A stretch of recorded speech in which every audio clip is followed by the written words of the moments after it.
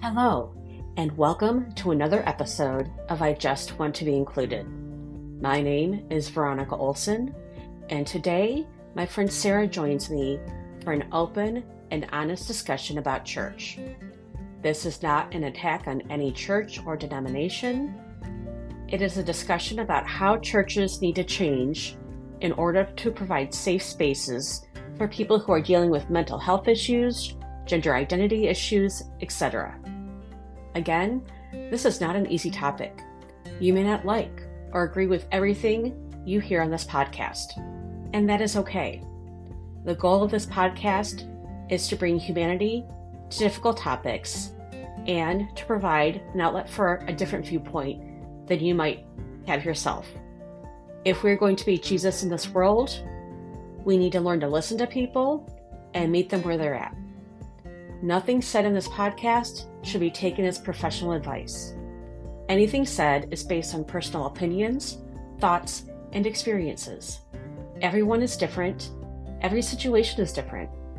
Please always look for professional resources in your community to help deal with whatever issues you or your child might be facing. Enjoy the episode. Sarah is a very good friend, and she's going to be a frequent flyer because we have lots to talk about between the two of us. We both have kids and similar struggles. Today, the topic we're going to talk about is when churches are not safe spaces. And this is tough. Both Sarah and I are women of faith. We have a very strong faith, different faith backgrounds, right? Not the same church but we've both experienced what happens when you have mental health issues with your kids in your home and you're trying to go to church and find support and it's just not there, or it's not near the way you need it. So this is not a bashing episode. You know, church is both very important to us. We both go to church still. We're not picking any one church, denomination, group of people. That's not the goal here. We really just want to have an open conversation about how churches can open themselves up a little bit more to deal with the mental health crisis that our country is dealing with. Because I think if we're going to live community like Christ wants us to live community, we have to start acknowledging the issues that people in our churches and the people in our communities are dealing with. And sometimes those both kind of get brushed to the side. So that's where we're starting today. And I'm not going to speak for you, Sarah, but, you know, I've had a couple of kids, at least, that have had some issues. And my church experience has been losing trust in leadership because information was kept from me and not shared with me. Being concerned about what people would say to my kids. Information getting around about my kids that I didn't know about. Is that similar to you, or is it different? It is. And I think part of another big piece of it is well-meaning people, Yes. The things that they've said, which really sits hard. And it took a very long time and a lot of forgiveness to kind of get over that, because it's a hurt.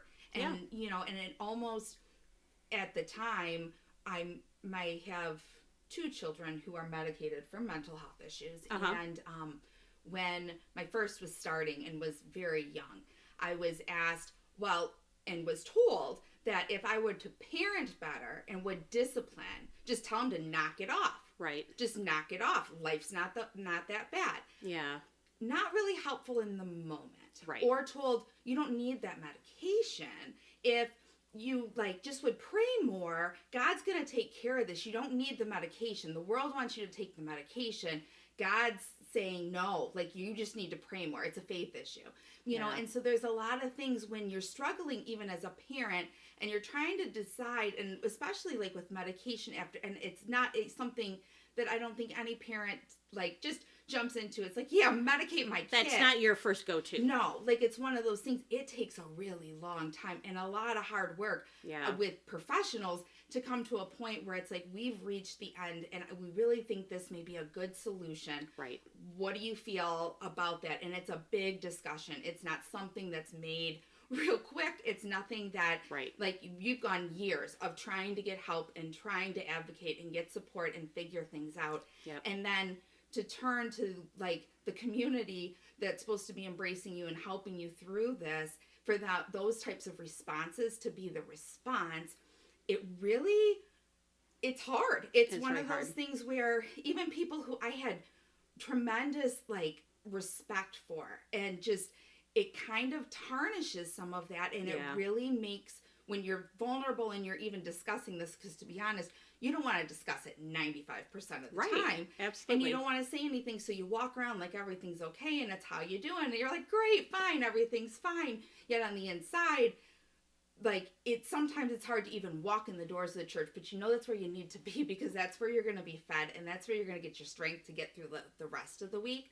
Yeah. But when you know that you're walking into people who have those viewpoints, like, where's the support? Right. Like, where's the support? And so, and it's hard, and it's hard to continue to keep going and to want to keep going. It is. I've had those who've been close to me, who with other churches and things like that, ask me, well, why don't you just go to a different church? Like, why don't you just this? Why don't you just that? Right. But it almost kind of starts to feel like you're running from the problem, right? You're running from the problem, and that's not necessarily the solution. Right. You know, and so, yeah, it's hard. Like, the way that church just responds to mental health issues in general, for those members who themselves are struggling, or the kids, or things like that, it's hard. Yeah, it is hard. And it's been heartbreaking for me to watch kind of generational patterns, because I dealt with depression as a kid, horrible depression. And I remember someone coming up to me and saying, you just need to pray harder, you know, which was said in love, but they clearly did not understand how depression works. Right. Right? Yeah. And so to, like, struggle and then watch my kids struggle and then walk away, this generational, like, we need to do something about it, because, you know, it's heartbreaking to watch my kids suffer. And then my non-binary child, you know, came out and that said, well, I can no longer be Christian, was the next words out of their mouth. And as a parent, that's like a double whammy. What do I do with that? Yeah. You know, because it's like two big blows, and I don't know how to repair damage that's been done, you know, in the past. So those are the fun topics we're going to talk about today. This is going to be a really enlightening conversation and a very uplifting conversation. But it's going to be productive. Yes. It's going to be productive, Yes. because this has been weighing on both of us for the last few years, I would say, at least. And so hopefully it'll be a productive conversation. The first thing I wanted to kind of talk about was where we think the disconnect is. And I don't know about you, I grew up in a church environment where people pretty much left their problems at the church door and walked in with a smile. Yeah. The joke was always, this family's fighting in the car all the way over there, but once you got out of the car, you smiled and you walked in because everything was fine. And that's the atmosphere I grew up in. And it wasn't even a said expectation. It was, this is what we do, and you knew it without anyone even telling you. Mm-hmm. Yeah, and there was the expectation that your family was going to look like that Norman Rockwell family. Yes. Like, that's just what it was going to be like. And you had to put on the airs that it was that way despite what was going on. Yeah. And I think perhaps some of it, too, goes from, like, a shame culture. Right. You know, and that's a generational shame coming down, one after the other after the other. And I think what's a little bit different about our generation, and more so even with our kids' generations, is they're a little more open to talking about things than ever before. Yes. And the things that they're willing, I mean, sometimes my kids will say things and they'll be talking about things and I'm just like, almost in my mind, I'm like mortified we're even having this conversation. It's important, but at the same time, like, there's no shame. There's nothing. Yeah. It's just like, this is who I am. This is what I think. This is what I'm processing. Whereas before, it all needed, you had to put yourself in this cute little Christian box, and you couldn't be open and honest really about any of those. And then what were you left to do with? Like, you were trying to weigh all of these things and internalize all these things and try to figure it out on your own. Yeah. And I think you're right. Our generation of kids has definitely become more vocal and more comfortable at talking about things. The problem is church is not there. They do not have the openness to talk about difficult topics, like, mental health, LGBTQ, all those kinds of issues. They don't want to touch it because, probably out of fear is my guess, but it's really hard when you have a generation that's like, hey, let's talk about this. Let's figure this out. And they get the message like, nope, we're not talking about it. We're shutting it down. Then where does that leave our kids? It's a hard place to be. You mentioned this earlier. A lot of churches are filled with a lot of people who have very good intentions. They are wonderful people. There are people I've known all my lives from church that are like, family. So it's not that it's coming from a bad place. It's literally they don't know what else to do. Their instinct is, well, do this, do this, do this. Pull out the Bible. Don't you see here in Genesis, God made male and female? You're like, yeah, I know all that. I got it. But that's not helpful to me right now. Right. And I think that often is kind of the Christians like go-to. Yeah. And that's been my experience. Like when there have been really just horrible weeks when I'm just sitting in the pew and I can't even I'm just sobbing. And it's almost like this like part of desperation where, where it's just like, I'm here, like, and I've prayed before and I've gone in there and I'm like, I'm showing up. Like, God, I expect you to show up here too. And I'm sobbing, and some well-meaning person at the end of service comes and says, God works all things out for your good. Yeah. That's not helpful in the moment. It's right. a beautiful sentiment, and it's a beautiful verse of the Bible. And I it's fully true. believe that. Yeah. I fully believe that, but we're not helping me here and right now. This is doing nothing for me. Yeah.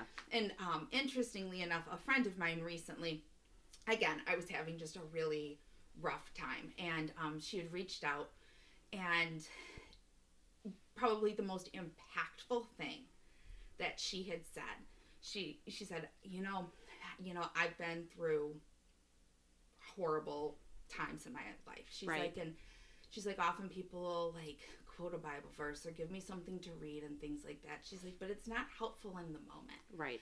And so she's like, I just want you to know what you're going through is hard. Yeah. She's like, it is hard. And I'm sorry that you're having to go through this. I wish there was something I could do to help. But I acknowledge the fact that that was hard. And for the first time, by someone inside a church in a very long time, I felt seen. Yeah. I felt like someone acknowledged and understands that, like, this is impacting me too. While my children have their journey and their story that they're writing, it also impacts the entire family. Yes. And, like, and the weight of this is super, like, heavy.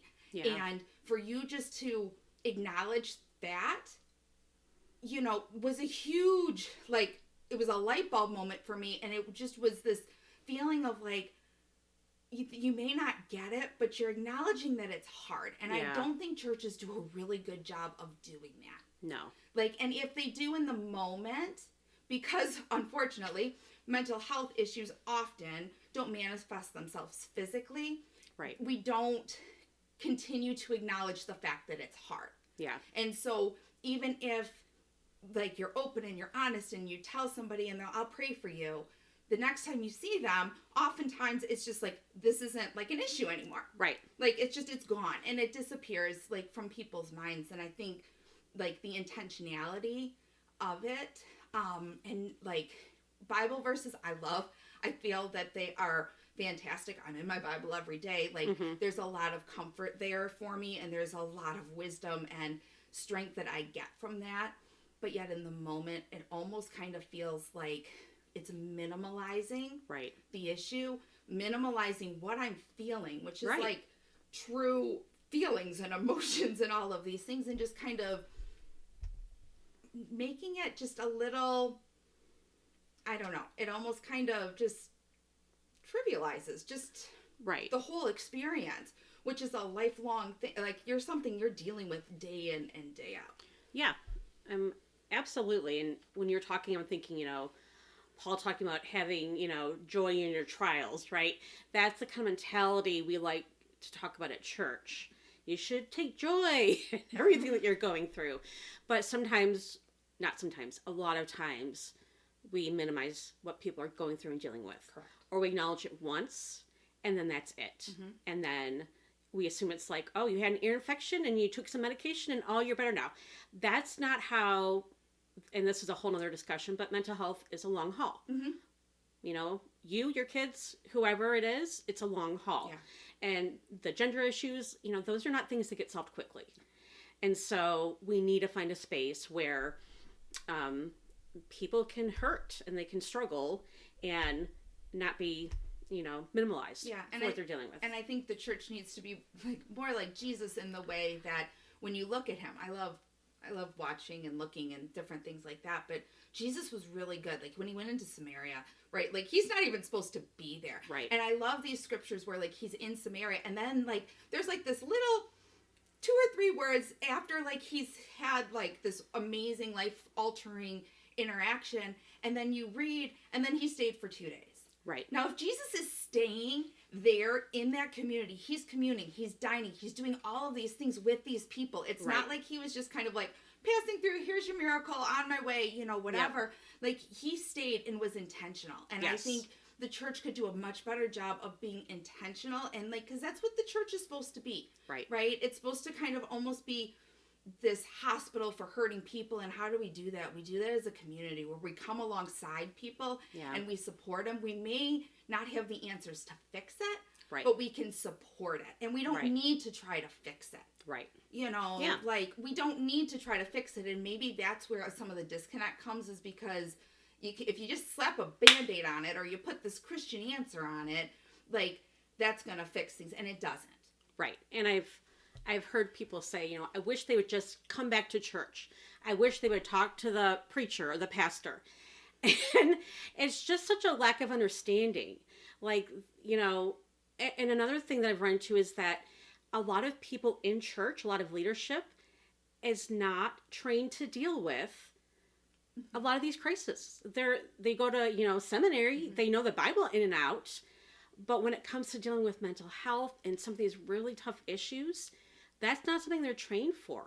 And so then you run into another problem of what do we even do here? You know, because what you're saying isn't helpful. Sometimes it's hurtful, you know, and I know they don't intend that to be, but when you're not trained to handle a certain situation, you're not trained. Yeah. And so that leaves churches in even a bigger loss of how to help people that are coming in the door. And then I've watched people walk away just because they're like, why do we even bother coming? And if you don't feel welcome, right? Like if you don't feel welcome or you don't feel understood, then what's there for you there? Right. Because, you know, if there's just this discomfort with even walking in the door, because especially if you've had a child who now people know what's going on and they're behind people's backs and it turns almost into a gossip type thing. Right. Like walking in the door sometimes is hard enough, but even more so when like all of this is going on and you're aware of this. Yeah. And you wonder why kids don't want to walk in the door again. Right. Like it's not as simple as just saying, bring them back to church. Like it's just, it's not. Like you've got hurt and you've got, you know, all of these things where people are saying, you know, I'm this, I'm that, you know, everything else. And I think we all really need to understand, like, we are all very broken people living in this very broken world. Yes. And when we do relationships, because we are broken people, like, we have the potential to hurt people, but it's how then we go about trying to, like, restore those relationships, which is so super important. But hard. Because my church history has been people walk away before they restore. Yeah. It's easier to walk away and not have anything to do with church, God, let go of your faith, than it is to restore. Yeah. Restoring is hard and it takes work and it's, you know, it takes multiple people involved. You know, it's you plus the other people that have been involved in that situation. It's a hard thing and churches are not good at that either, you know, because that puts cracks in the facade and we don't want to do that. No, of course not. We got to keep everything nice and pretty, you know? You know, one thing that I definitely experienced when we started having some issues, especially with LGBTQ issues, my gut reaction was, who do I possibly talk to about this stuff? And the mental health issues that I was with prior to that with kids, I didn't really talk about either, right? Because that was hard. But then it's like a whole nother level. Who, and I'm looking at this congregation of people who I love, people who I've known for most of my life, some of them. But I'm like, who do I talk to? When you lose that lack of trust, it is hard. It is hard to go in there and sit down and worship the same way you did before. And whether that's out of fear of you don't know what people are going to think, what judgment's going to come your way, or if you found out that other people knew things that you didn't know, it is really hard to get over that. And I think it takes a lot of discernment to know who you can talk to. Yeah. And it takes a totally different level of vulnerability because you're putting yourself out there and there's a risk. And that's something that you just can't do with anybody. Right. And I think, and the relationship is so important, but in my own experience, even when there was a solid relationship, there's still, and I think it's important to remember, there still is the possibility of hurt. And there's still the possibility of disappointment, honestly, because the expectation that perhaps you are looking for and just being able to like release some of this and to be like, hey, like this is going on. Just need to make somebody aware because we're really struggling with A, B, C, D. It can be met with an unwanted or like unsolicited response, which has the potential to hurt even more. Right. Absolutely. I've definitely experienced that. One thing I want to talk about, and this is not going to be an easy thing to talk about either, is youth groups. Because I have mixed emotions. I love youth groups. Mm-hmm. I help out in youth groups. I love that age group. Mm-hmm. That age group is near and dear to my heart. But I've also watched my kids have bad experience in youth groups. Mm-hmm. And so it's another area where this could be a wonderful thing. That's not been my kids' experience of it. Have you had similar situations? Yes. Again, I love youth groups. I'm kind of in the same position as you. I also grew up in like the purity culture bracket. Yeah. And so I understand from my own, which as a grown woman, I've recently come to realize how damaging that can be. And so I love youth groups. I love that age because like when they're on fire, they're on fire. Yes. Yep. And there's so much that can be done through these kids. Like, and they are the voice. They're the future of like the church, and it's so necessary. Yeah, absolutely. However, they are also children. And unfortunately, cyclically, depending on messaging that they're getting at home regarding tough topics, regarding those types of things, it makes it sometimes for a kid who's struggling, or whether it's with identity or with mental health issues or things like that, it makes it a very unsafe place for kids. Yeah. And again, perhaps not intentionally. However, I feel like when they're going through these types of situations and they're enduring, because it's an enduring like type of thing where it's like a daily struggle. Yeah. That unsolicited advice or unwanted comments can be damaging to them even more. Right. And where they think, for those like who think that the church is a safe space because God's love and like he loves you and like you're made in his image and everything that you're hearing, which is supposed to help like with your identity and who you are, yet you're struggling on the inside. Yep. It can be very damaging. Yeah. And it's the messaging and what's coming from leadership and how other kids, and sometimes when kids get uncomfortable with things, it's either they're talking about it amongst themselves or you're just kind of shunned because I don't know. They don't know what to do with you. Yeah, like, and they don't know because it's a discomfort. And I think it's not just with youth groups. I think it's with church leadership. It's people. It's just a discomfort. Yeah. And it's a little bit easier, if you like people, if you don't have anything nice to say, don't say it. But sometimes that results in isolation. Right. Then you get ignored. You get ignored, and then how does that make you feel welcome and included and want, when you're struggling with that just in general before even walking in the door. Right. And I guess I'm trying to dispel this myth that I grew up with and that I still hear from people. Well, just get them involved in youth group. Well, just make sure they're at church every Sunday. Well, just this and just that. I'm like, you don't understand. I did all those things. Yeah. I did everything I was told to do as a parent, and it still all fell apart. My kids still got hurt. I got hurt. Mm-hmm. So I just want people to understand that, churches are filled with broken people, mm-hmm. as loving as they are. Youth groups are filled with broken people, mm-hmm. As good intentions as youth leaders have. And so we just have to find a different way of approaching people when they're struggling, and walking into a building, walking into a group is not the answer to a problem, generally. Yeah. It's probably going to do more harm than good, is what I have found out in life, which is really sad. But I think it can also be turned around if we have the right conversations and put the right language on it and make spaces that are more comfortable and not just little mini high schools or, little mini, microisms of what's going on in someone's house or work environment, because that tends to happen too. We're human beings, right? And so clicks happen, you're on the inside, you're on the outside, you're invited, you're not, all those things happen in church too, yeah. Because we're human beings, mm-hmm. and that's kind of where it goes. But when we're dealing with people who are already struggling with who they are and not feeling like they fit in, those things make it 100 times worse. Absolutely.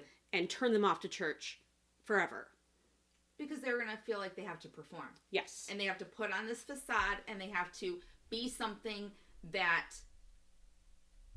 they're not. Like, it's this disconnect, right? Yeah. And who wants to be put into a position where when you are at church that you need to look this way, behave this way, be this way, because it's hard, because you're basically just acting. You're just trying to keep up a facade. And yeah. When life is hard enough and you are struggling sometimes just to get through the day, adding that extra burden onto a child, an adult, anybody, yeah, it's unfair. Yeah. It's unnecessary, because when you look at all of us, we are all broken, right. And we're all that way, right. And we should be able to just be ourselves and to be loved and accepted and kind of drawn in and encouraged. Yeah. Regardless of what's going on. Yeah. And one thing I found too is that there's not a lot of resources for parents or kids available in church settings who are dealing with issues. You're kind of left hanging. Mm-hmm. Or they're like, oh, here's a Christian counselor. Yep. Wonderful. That may or may not work with the situation I'm in right now. Correct. But that's about as far as they go. Providing help. And I'm not saying churches need to turn into counseling centers, but there should be this sense of, community prayer. Mm-hmm. And the first time my husband and I had told our life group about our kids who were part of the LGBT community, one person at life group stopped everything and said, we are going to pray right here, right now over you. And that was the first time I experienced something like that. That someone said, wait a minute, this is big. We are going to pray right now. Everything else is going to come to a halt. And I was like, wow. That's powerful. Yeah. That is affirming to yeah. what it is that you're going through, because it's acknowledging that. Yeah. And it's also a beautiful, description of what community should be and what right. the churches should be. Right. That's how the early churches were. Yeah. Inside of a house, and what were they doing? They were praying, and they, all of these different and things. They were sharing life. Mm-hmm. No one was keeping secrets in the early church. Mm-mm. That's not how community worked back right. then. You knew everything about everybody. Right. There was right. no walking in with a facade, because everybody knew. It wasn't even worth it, right? And so where we kind of changed that over from being just a true community to being these nice polished places where people need to come and keep up appearances, I don't know when that happened. Maybe shame. It's got to have something with shame. Probably. Yeah. Yeah. Just with shame and just the reflection of you as a parent. I'm not Right. saying you, but like the actions of your children are a reflection of you and your inability to do this job God's given you in rearing your children, you know, and that's not just with these types of situations, with generations going back, like, and with all sorts of situations where, you know, this kind of culture of shame has kind of perpetuated. Yeah. I would love to have like this community where, you know, parents have people they can call. Mm-hmm. Here's a list. Mm-hmm. You can call any one of these people and they will listen to you. They will pray with you. They are not going to be shocked. They're not going to tell you what to do. They're not going to tell you what to feel. Like that would be my ideal. And I have found that in our tribe, our village. Absolutely. I have not, I've started to see it transfer into church a little bit, but that's not historically how churches are. Right. You know, it's very like, okay, we've got to kind of lock down because we can't let stuff get out. Yep. Because I don't know what people are going to think about me. I don't know how people are going to treat my kids. And when people come up to your kids and say things, that's a whole other level of anger. Yeah, and you're kind of on edge, like the whole entire time. Like, as you see someone approaching, it's like, is this for good? Like, what damage am I going to have to undo later? Right. Like, what potential does this have? Because I think at the end of the day, as a parent, as like a Christian parent, you want your kids to have a relationship with God. Right. You know the impact in your own life. Yeah. And the fact, like, it's so funny. It's like, so often I talk about just all of these, like, struggles and things like that. And I always, like, in the back of my mind, I'm like, I don't know how I would do this without God. Like, I don't know. And it's how do people do this? And there are people who do that. But, like, I think this is hard. Like, that has to be that much harder. Right. And you want your kids to have that same relationship and that same kind of almost dependence. When things get too bad, like, there is somebody that is able, who is so far greater, right? Like, and you want your kids to be able to do that. But when there's this disconnect because of church hurt and because of what has been said, or not even necessarily just like a church in terms of like in your community, but just the messaging overall, the overarching message that is being projected, you know, and unfortunately with a lot of these issues, it's turned political as well. So there's no stopping it, you know, like there's no stopping where they're getting these messages from. So why are they going to want to turn? Yeah. Why are they going to want to turn and come back? Which we know, like, there's great benefit and like, that's what you want and what you long for. Right. You know, like. Mm-hmm. Absolutely. Yeah. And, you know, thinking about that, you know, my husband and I have been in the church lobby or different places in church, and people tend to say things and assume that everybody around them feels the same way and thinks the same way because we're all Christian. Mm-hmm. So you are automatically going to think exactly like I think. And so they'll say things and they'll be like, oh, I'm glad my daughter wasn't here to hear that. Yeah. You know, because I know they are just saying what they're truly thinking and feeling, but they have, you know, no understanding that the people around them may not be at that same place. You do not know what's going on in someone's house. You do not know what someone's kid is struggling with. And so people just need to be a lot more careful about how they talk in a large setting with a group of people and just assume that everybody thinks like you do. Mm-hmm. Or, you know, if there's kids around, you've really got to be careful what you say because you do not know what those kids are thinking and feeling. And it doesn't take much to cause hurt. Absolutely. It was interesting because I saw, and it was I'm going to completely like misquote this, but it was talking about just how like the as God's children, like we're called to be salt and light, right? Yeah. And to be light, like to the world, like to this world that so desperately needs God and needs to know God. But it was somebody who had like written this whole thing, and they had made the point that often as Christians, like we're the light, but we are the blinding bright lights that you haven't turned off as you're coming down. And like, what is that doing? Right. We're blinding people, not looking at who we're trying to help. Who we're trying to help and really seeing them the way that Jesus saw and the way that he made people seen. And, you know. Yeah, I like that analogy. That's actually pretty good. Thank you so much for joining me today, and a big thank you to Sarah for being willing to sit down and have this conversation with me about churches and how we can change to provide safe spaces for everyone. Hang in there. We're all doing the best we can. See you next week.